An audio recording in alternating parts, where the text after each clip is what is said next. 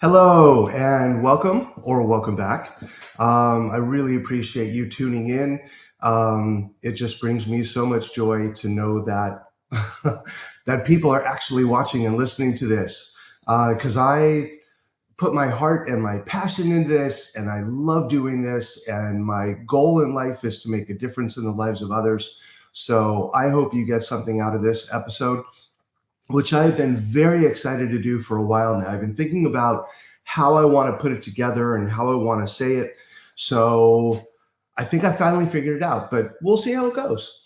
Um, and actually, what really struck this was last night. I'm a huge fan of American Idol. I watch it every year. And there was a singer last night who wrote a song, and it was all about what if I'm not enough. And it really struck me that so many people think that way. And that's how they truly feel. What if I'm not enough? And my question back is, what if you are?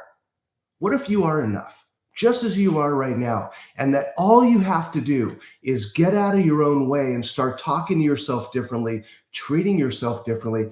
And all of a sudden, everything would come into play for you and your life would just expand into unbelievable levels of joy. And, I have a friend, Mindy, and she talks about what if up. And I love her work and what she's doing. And actually, she's going to be a guest here, hopefully soon. And she'll be able to tell you more about What If Up and the What If Up Club and everything that she's doing. I really believe in her message, and I think that we complement each other really well. And today's message kind of falls in line with that. That what if I am enough? What if I can do anything I want to do as long as I get out of my own way? So I want to start with a question for you.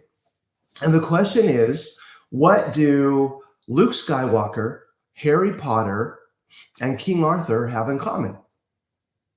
I know, think about that, right? I mean, they sound like three completely different characters, but in fact, they're actually not. These are three people who grew up very modest means. Harry Potter grew up living under a staircase. Luke Skywalker grew up on a planet where he was just a farmer, but he knew he wanted something different. King Arthur grew up, his nickname was Wart, and he was a squire to another knight. And all three of them had no idea who they really were. They just had these common type of upbringings where they had no idea what their significance and what their greatness would be. But we all know what happened with all of them. Inside of each of them, they had this immense power. They had this immense drive. They had a higher purpose, greater than what they could have possibly imagined when they were younger. Luke just wanted to get off of Tatooine. And Harry just wanted to not live underneath the staircase anymore. And King Arthur, basically, he didn't know what he wanted. He just was going day to day, not knowing what was going on. And all three of them asked the same question. And there's one other character I want to introduce here. Not my favorite, one of my favorite books, and actually my favorite book series. It's called The Belgariad. And it's an author named David Eddings. And in these books, it's like one of those sci-fi fantasy where it's the quest and coming into their own. And it's beautifully written. The way that David describes scenes and emotions and all that, it's like you can really see yourself there. I just love his work. And no, this is not a promotional piece for David Eddings, but I just love the books. And I'm actually rereading them again now. And the main character, his name is Garion. And Garion has no idea how powerful he is. He's getting some ideas now. I'm in book 2 of the 5-book series, and he's starting to get some clues as to what his power is, but he's still clueless. And one of the things that happens with Garion, and it happens with Harry, and it happens with Luke, and it happens with Arthur, is that as they start to realize what their power is, scares the crap out of them. Oh my God, who, me? Why me? That seems to be the question. And in the books, it's funny because As Garion starts to discover who he is in the Belgariad, his grandfather, Belgarath, who's a 7,000-year-old sorcerer, he always says to, when Garion's like, why me? He's, he's like, Garion, stop saying that. Stop asking that. Just accept who you are. And it's so funny to listen to the exasperation of Belgarath. He's like, oh, stop asking that question. So all of them are coming into their own power and doubting themselves and fearful of what their power means because it's so new to them that they don't know what to do with it. And then all of a sudden they come into, it's almost like they were pushed into it. It's not like they're, okay, well, I'm going to ease into this gradually. No, each one of them was like, boom. Arthur pulls the sword from the stone. He's like, oh my God, what did I just do? Luke all of a sudden has a lightsaber and he's battling. It's like, oh my God, how do I do this? And Harry, of course, goes to Hogwarts and he's like, whoa, what is all this about? So each of them, as they're coming into their own, feels fear. And I watched that happen for a lot of people. I know that happened in my life as I started to turn things around. And all of a sudden, I went from getting thrown out of colleges to I was offered my first position as a university administrator. Scared the crap out of me. I'm like, what? They used to throw me out of colleges. Now I'm going to go work at one? Terrified. My first day of work is like a blur. They introduced me to a lot of people. They showed me where my office was. I had an office. What? Are you kidding me? It blew me away. And it had furniture in it.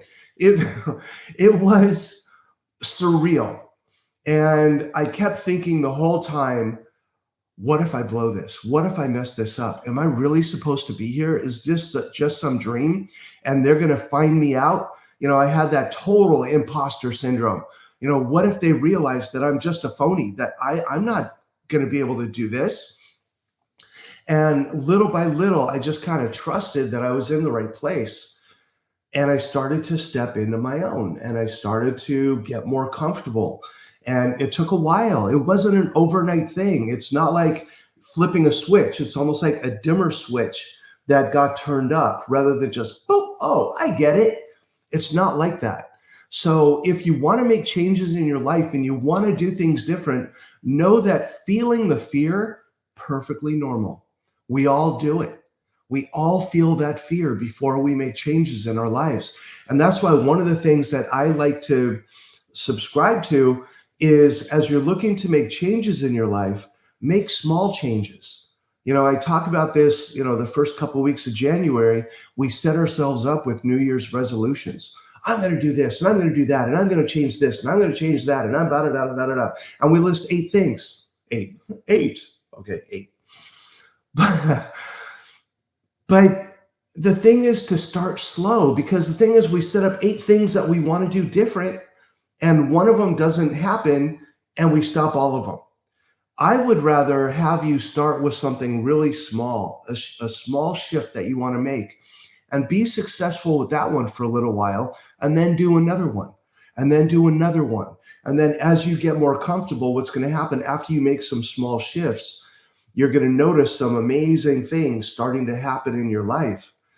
And all of a sudden, as you start making these changes, big things start to happen in your life. So rather than why me, why not you? Why not? You can do this. You can make these changes. It's funny. I'm going through some major transitions in my life right now.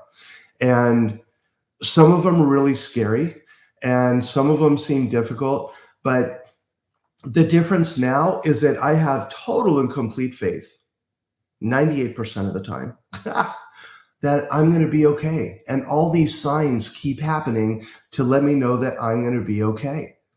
One of the biggest changes happening now is I am in a transition phase where I'm going to be selling my house here in Orlando, and most likely, like 99% sure, I'm going to be moving back to San Diego. And that's a huge shift. I mean, I love my house. It's a house that we built.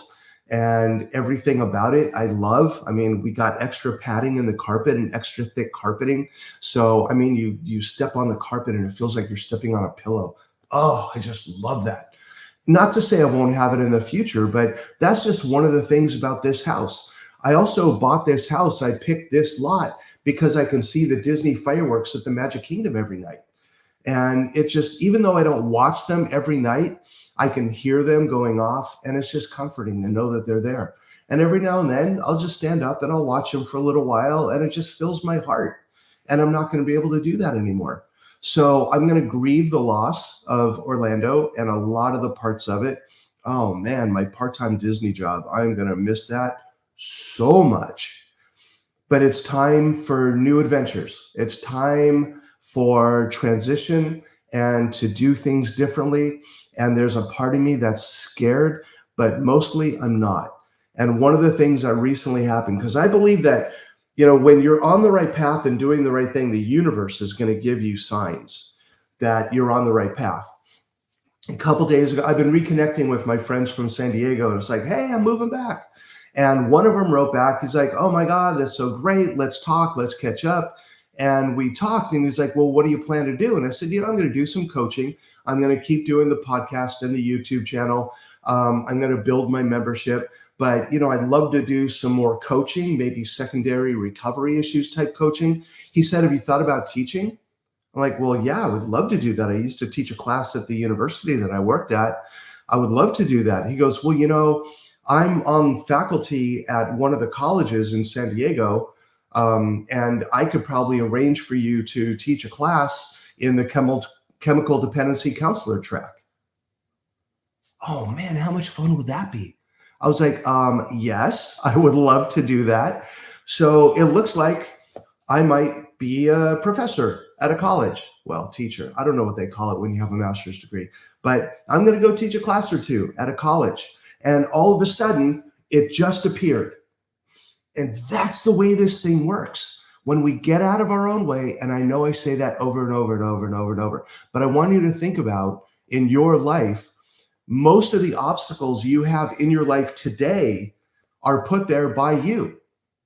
Sure, we've all had things happen in our past that help to shape us into who we are. Some of them small t trauma, some of them big T trauma. But if we continue to carry that trauma with us, it's going to continue to impact us. So the trauma is in the past. It happened. We have survived. We have moved beyond it. We are in this space now. And my entire premise is that if we allow ourselves to be who we are now, rather than carrying with us the trauma from the past, because that trauma now takes the obstacles that life gives us and turns them into walls. But if we learn how to let go of that trauma, then the hurdle becomes a hurdle again. And a hurdle is much easier to get over than a wall. So that's your task. So why me? Why did this happen to me? I don't know why those things happen to you. I know why they happened to me.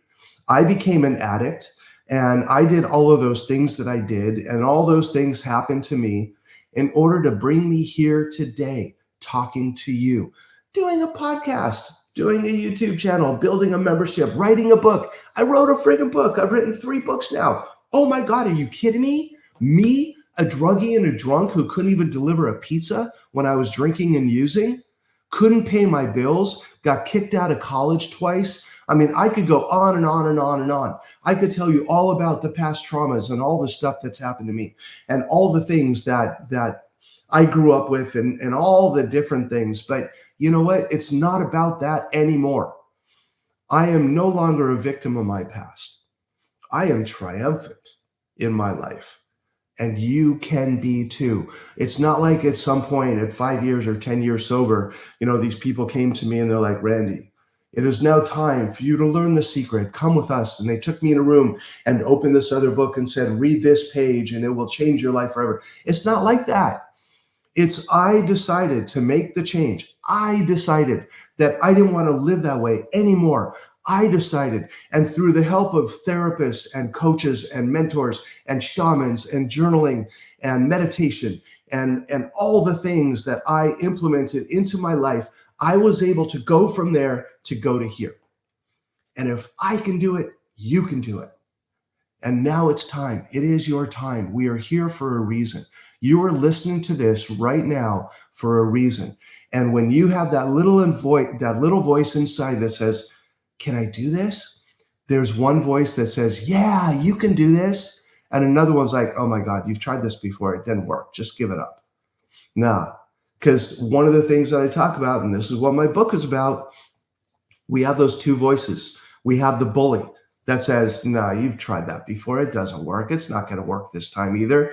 Just go to work, do your job, come back, watch TV, snack on potato chips all night. You don't need to do anything different." But your best friend voice says, "Yeah, go for it. You can do this. Look at all the support you have around you. If just you tap into it, you can get what you need. You can do this." So you get to decide today which voice you want to listen to and what you want to do for yourself. It's all possible. It's all possible. I am so excited about what's going to happen when I get to San Diego. It's hard to put into words because my best friend tells me, "Oh, wait until you get there, and this is going to happen, and that's going to happen, and you get to go to the beach and just sit there, and you get to reconnect with people at your meetings again, and now you're going to work at a college, and you get all these amazing things that I'm going to have to look forward to." And the greatest, the best that I am so excited about is, my daughter goes to college in San Diego, and now I'm going to be there. So anytime she wants to reach out and say, "Hey, Dad, will you take me to dinner?" Yeah. "Hey, Dad, the laundry room sucks in my dorm. Can I come over and do laundry?" Yes. "Can I come over and play with my dog?" Yes. So I'm going to get to spend a lot more time with my daughter, which I am so thrilled about. So I have a lot to look forward to. And I can either tap into the fear and let that grow, or I can tap into the excitement and let that grow. And why me? Why not me? Why not me writing a book that teaches people how to become their own BFF? Why not me doing a podcast and a YouTube channel that teaches people how to get out of their own way and to start building themselves up to be the people that they want to be? Yes, you can do this. Absolutely. If I can, you can. So I'm going to bring on more guests. And you know what? I've done, I don't even know how many I've done. I don't keep track. The people that are helping me putting all this together, I don't even remember what episode I'm on. But that's okay. I don't have to, because I have amazing people that work with me and they know. So as long as they know, I don't have to fill my brain with that. So I just have to do this. And it's not even a have to. I get to. That's one of the things I talk about in the book. And one of the little tips that you can start right now, changing your have tos into get tos. It's not, I have to do this podcast every week. I don't have to. I can skip a week if I want. The world's not going to stop spinning if I don't do my podcast. But you know what? I get to. I get to do this. And whether it's 2 or 2 million people listening, it's about the joy that I feel when I get to do this for you. So that's what it's all about. Do I hope that it grows to 2 million listeners? Absolutely. Could you imagine if we were in a society where people were out of their own way and living their passion and living their joy, and self-esteem was valued more than ego, that it wasn't about money, it wasn't about power, it wasn't about greed, it was about how can I support the people that are around me? What can I do to be a better service to my fellow man? Imagine that. And that's what I want to start to build. And now you get to be a part of that. So if you'd like to join our community, definitely, I would love to have you as a part of our community. And if you have any feedback for me, feel free to shoot me an email. I answer my emails. I'm happy to do whatever it is. Well, I'm going to take suggestions. If you have suggestions on how to make this better, if you have any questions for me, I'm happy to answer them. And let me know how I can make this better, because I know it's not perfect. I don't believe in perfection. I think perfection is an illusion. When perfection is your goal, you lose your humanity. And I love my humanity. I embrace my humanity. Today, I embrace my fear. I embrace my sadness. I have sadness going on right now. I just went through a divorce situation and I'm sad about that. But that's where my journey has taken me. So I'm not going to brood about it. I'm going to feel the feeling because that's part of my humanity. And then I'll work on it and then I'll move on. So there's no good or bad here. There's no right or wrong. It's you just doing the things in order to make yourself happier, to find more joy in your life, and to not feel like every day is a burden and every day is filled with have tos. My prayer for you is that today you find your get tos and not your have tos. And whenever that voice comes in that says, why me? Why not you? And it's not, what if I'm not enough? You are enough. And you can build yourself to be whoever you want to be. Anything is possible. You can do this. So I think that's my podcast for the day. Oh, wow. It's been 20 minutes. Nice. That's what I want them to be. If I can hit that 20-minute mark, like 18 to 22, that's kind of my benchmark. So I hope you have an awesome week. Anything I can do to support you, all you have to do is ask. And I look forward to meeting you down the road. And if there's anything I can do to help out, all you have to do is ask. And I wish you all the best. All right, you take care. Have a great week.